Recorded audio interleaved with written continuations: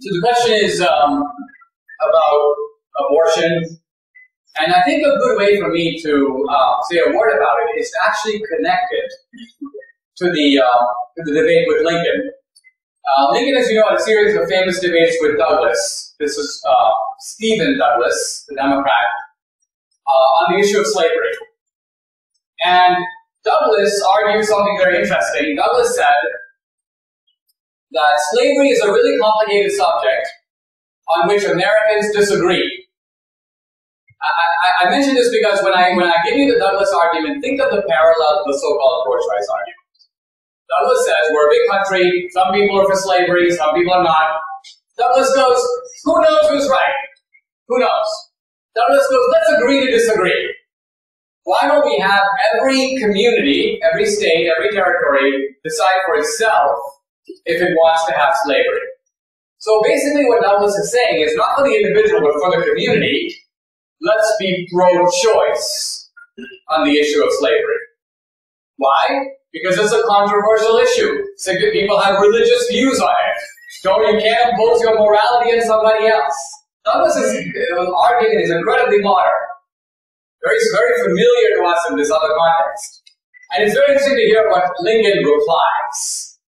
Because Lincoln replies this. Lincoln basically says that we live in a free country where choice is and should be the overwhelmingly preponderant principle.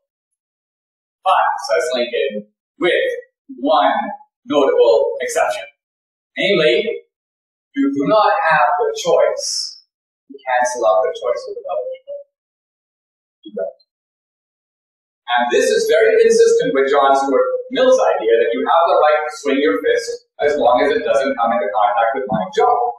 So you have the right to choose, but you cannot crush the choices of another person. And slavery, says Lincoln, is just that. So choice is inoperative when it comes to other people who themselves have choices. And this would be the way I would look at the abortion debate. To me, it's not an argument about does life begin at conception, does it begin at viability? Whatever we think about when it begins, this is a developing life that has choices ahead of it. There is a narrative for this life to live. Clearly it's life, and clearly it's human life. What other kind of life is it? It's not a hippopotamus or an amoeba.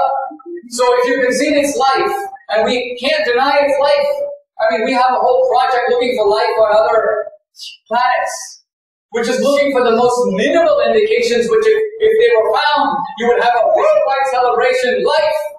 Can you imagine if you went to another planet and found a fetus? With a heartbeat and motion, and when you try to get it, it moves away in the amniotic fluid, and we're debating, is that life? So I think this is where the sort of Lincoln model to me is eye-opening. Ironically, the historical debate we've been talking about throws some light on this issue. So I'm not pretending to resolve it. I would just say, think about it.